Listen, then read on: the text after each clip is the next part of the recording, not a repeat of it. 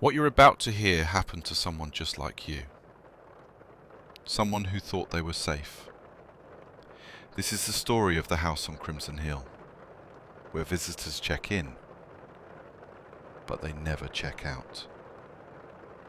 Turn off the lights, put on your headphones, and whatever you do, don't listen alone. The house is waiting. The autumn wind howled through the barren trees as Sarah's car sputtered to a stop on a desolate road. Rain began to fall, each drop striking her windshield like tiny fists demanding entry. Through the storm she glimpsed it, a house perched atop Crimson Hill, its windows glowing with an otherworldly light. Local legends spoke of this place, whispered warnings passed down through generations. With her phone dead and no other shelter in sight, Sarah had no choice. She grabbed her jacket and ran through the torrential rain toward the imposing structure. The front door stood slightly ajar, creaking on rusted hinges. "Hello?" she called out, her voice swallowed by the darkness within. Only silence answered back. The floorboards groaned beneath her feet as she stepped inside.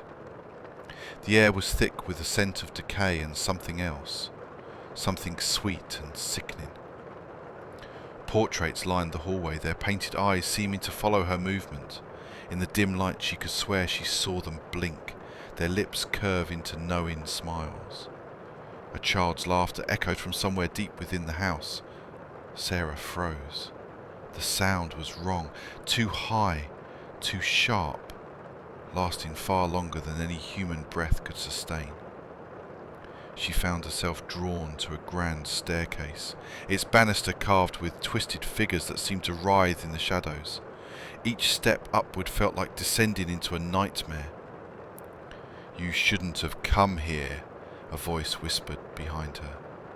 Sarah spun around, but the hallway was empty. The voice came again, closer now. "We've been waiting so long." The temperature plummeted. Her breath formed visible clouds as she realized the truth. She wasn't alone in this house. She had never been alone.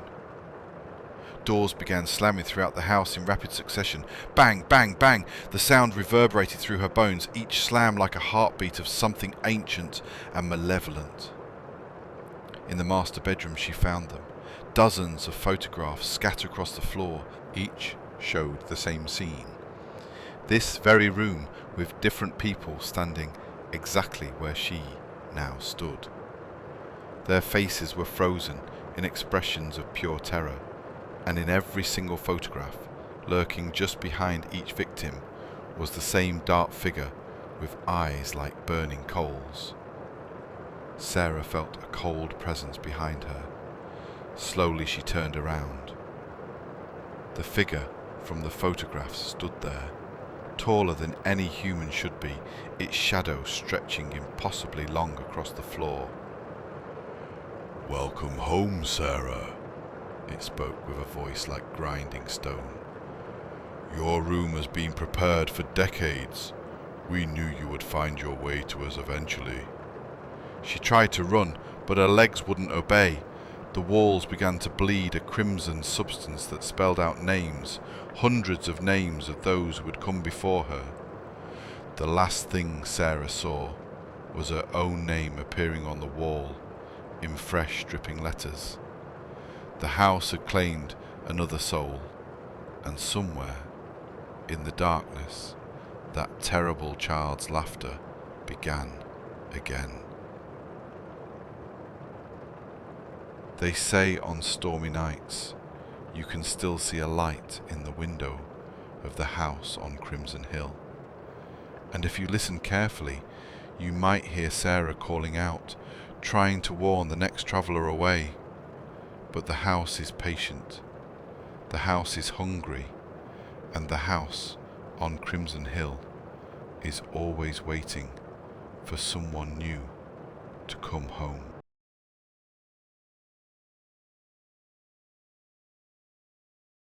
If this story chilled you to the bone, please subscribe and hit that notification bell for more terrifying tales.